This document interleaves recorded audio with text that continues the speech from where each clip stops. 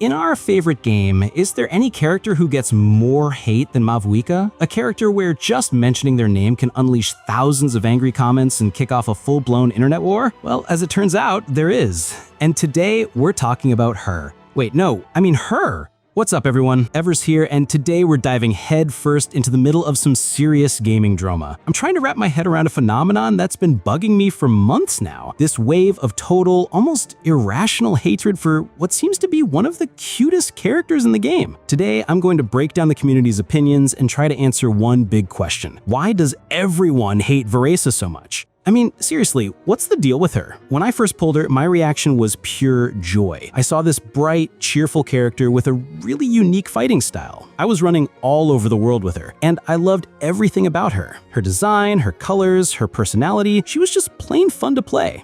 And then I went online. I think it was right after she dropped. And just like that, my cozy little world came crashing down. I saw people calling her cringe bait, the worst design in the game's history, and an insult to Notland. I mean, what could possibly insult Notland more than its own main storyline? But hey, that's a topic for another day. Anyway, back then, it literally felt like this character had personally walked into every second player's house and stomped on their favorite anime figure. And the crazy part is, that feeling hasn't really gone away. Honestly, I was completely floored. So I decided to do my own deep dive. I sifted through tons of comments, scoured the forums, broke down every argument I could find, and now I'm ready to lay out the entire detailed picture for you. Quick disclaimer, these aren't my opinions, and I personally disagree with a lot of them, but you deserve to hear the full story. But before we jump in, make sure you hit that subscribe button. It helps out a ton.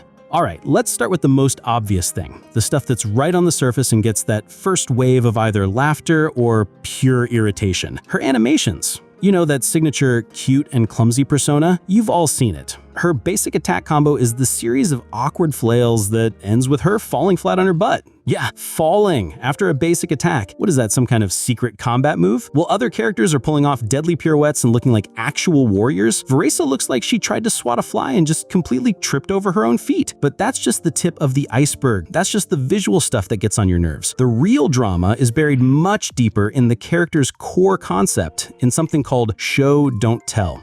This is one of the most fundamental principles of good design and storytelling, and Varesa, unfortunately, is the perfect anti-example for a lot of fans. We're told she's a mighty warrior who dreams of becoming a hero. Sounds cool, right? Now just look at her. Look at her and try to find a single thing in her design that backs that story up. And I'll just head off the comments now. No, I'm not saying she isn't allowed to have those dreams. I'm just telling you what I've seen on the forums and what's rubbing players the wrong way. Fans were constantly comparing her. It doesn't matter who. What matters is that for most characters, you can read their story just by looking at their silhouette. So what do we see with Varesa? We see a girl in a pink and blue outfit with a little bell. The only thing that connects her to the masked warrior story is the mask itself. And where is it? It only shows up during her ult for a couple of seconds. That's like calling a character a legendary blacksmith, but the only hammer he owns is on his keychain. And this disconnect gets even worse when you put her in the context of her homeland, in Notland. I mean, everyone there is a little extra, but even so, players are saying she looks like a walking candy shop that accidentally teleported into the middle of a Mad Max movie. For a lot of players who really value immersion, this felt like an aesthetic betrayal. She doesn't visually belong in the place she's from, and that completely shatters any credibility she has as a character. But you know what the most interesting part is? There's actually an explanation for her clumsiness and her weird design, and it's buried so deep in the lore that you have to wonder if the developers were just being too clever for their own good. I spent a long time piecing together clues from her quests, her voice lines, and item descriptions, and this is the theory I've landed on. Varesa is dealing with a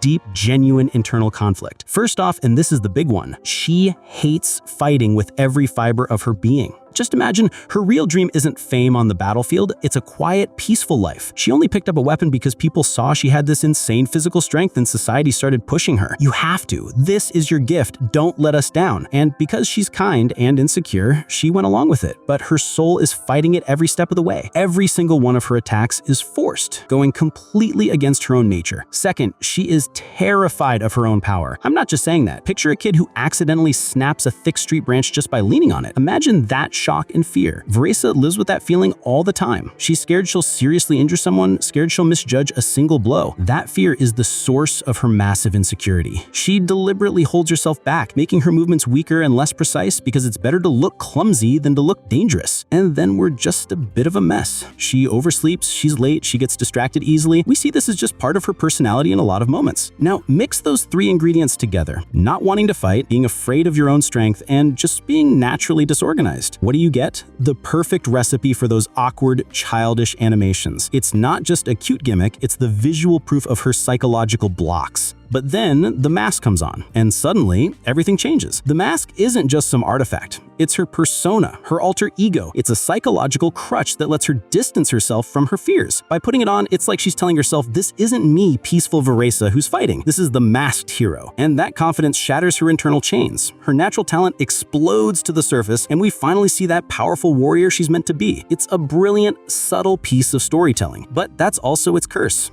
It's too subtle. The average player isn't going to psychoanalyze a character to figure out why she falls on her ass, they just see what's in front of them. But even all of that isn't enough to explain this level of hate, and this is where we get to the real underlying reason, which honestly isn't totally about Varesa herself. Her biggest problem is that she showed up at the wrong time in the wrong place. She was the final straw that broke the camel's back. Reason number one, and this is probably the biggest one, she stole Janssen's thunder. For years. I really want to stress that word, years. Since the first story trailer dropped, Janssen was the face of Notland. The hype was built around her, theories were made, thousands of fan arts were drawn. She was the promise of what was to come. And then out of the blue, literally weeks before the patch, Varesa shows up and hijacks all the attention. For people who had been waiting years for their favorite character, it felt like a total slap in the face. They felt betrayed. It was like their long-awaited hero was just shoved to the side for some random last-minute filler character. Reason number two, design fatigue. Think about the period right before Varesa came out. The game had a long streak of new releases that could all be described as medium-height female character with minimal impact on the main plot. The community was getting tired of it. Players were desperate for variety, new body types, new male characters, heroes who were actually baked into the core story. And then Varesa comes out and she's the perfect embodiment of everything people were sick of. She became a symbol for all that pent-up frustration. All the negativity that had been building for months was just dumped squarely on her shoulders. So what's the final verdict? The way I see it, the hatred for Varesa isn't just a simple reaction to her design, it's a complex, multi-layered cocktail of visual disconnect, storytelling that was too subtle, shattered fan expectations, and just general community burnout. She basically just became a scapegoat. If she'd been released a year earlier or a year later under different circumstances, the reaction could have been totally different.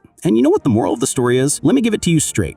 If you want to actually have fun playing a game, you have to stop caring what everyone else thinks. Just enjoy yourself. The world of online gaming is filled with people who just love to hate things, but their opinions shouldn't get to ruin your fun. If you like Varesa, play her, main her. If she drives you crazy, then don't play her. It's really that simple. All this drama, it's fascinating to analyze, but it's not worth letting it get you down. So what do you guys think about this whole situation? Do you agree with my breakdown, or do you have your own theory on why Varesa caused such a firestorm? Drop your thoughts in the comments below. I'd seriously love to read them.